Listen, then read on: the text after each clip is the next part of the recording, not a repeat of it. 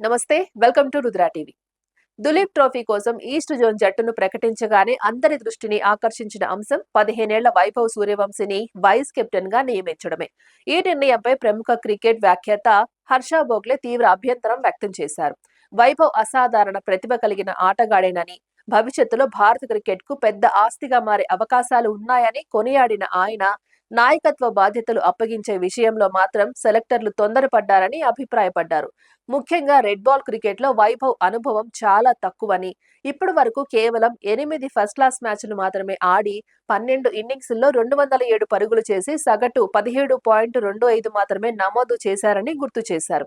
అలాంటి ఆటగాడికి జట్టులో అభిమన్యు ఈశ్వరన్, మహమ్మద్ షమి, షాబాజ్ అహ్మద్, ముఖేష్ కుమార్ వంటి అనుభవజ్ఞులు ఉన్నప్పటికీ వైస్ కెప్టెన్సీ ఇవ్వడం ఏ ప్రమాణాల ఆధారంగా జరిగిందనే ప్రశ్నలు లేవనెత్తారు.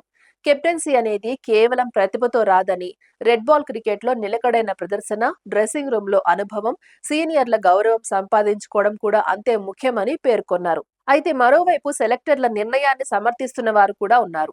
ఇటీవల ఐపీఎల్ సంచలన ప్రదర్శనలు, భారత జట్టు తరఫున అంతర్జాతీయ అరంగేట్రం, జింబాబ్వే పర్యటనలో player of the series award, అలాగే భారత అండర్-19 జట్టుకు కెప్టెన్ గా వ్యవహరించి సిరీస్ గెలిపించిన నాయకత్వ లక్షణాలనే పరిగణలోకి తీసుకొని ఈ బాధ్యత ఇచ్చి ఉండవచ్చని వారంటున్నారు.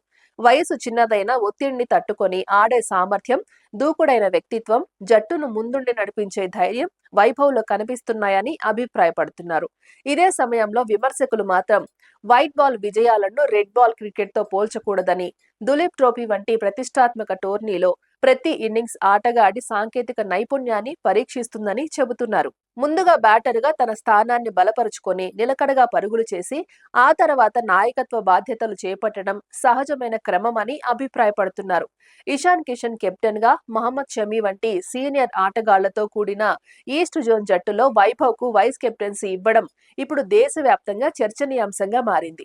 ఈ నిర్ణయం సరైందా కాదా అన్నది ప్రస్తుతం అభిప్రాయాలకే పరిమితమైనప్పటికీ, దులీప్ ట్రోఫీలో వైభవ్ సూర్యవంశీ బ్యాట్ తోనూ, నాయకత్వ లక్షణాలతోనూ ఎలా రాణిస్తాడన్నదే అందరి ఆసక్తిగా మారింది. అతను విమర్శలకు సమాధానం చెప్పేలా అద్భుత ప్రదర్శన చేస్తాడా, లేక అనుభవ లోపం బయటపడుతుందా అన్నది ఈ టోర్నీలో తేలనుంది.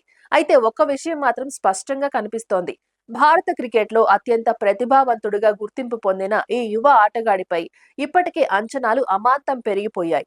ఇప్పుడు అతని ప్రతి ఇన్నింగ్స్, ప్రతి నిర్ణయం, ప్రతి ప్రదర్శనపై అభిమానులతో పాటు మాజీ క్రికెటర్లు, నిపుణుల దృష్టి కూడా ఉండబోతోంది.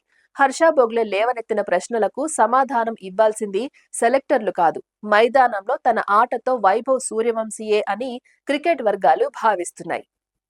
ఇది ఇవాల్టి అప్డేట్. మరో అప్డేట్ తో మళ్ళీ కలుద్దాం. అంతవరకు చూస్తూనే ఉండండి రుద్రా టీవీ.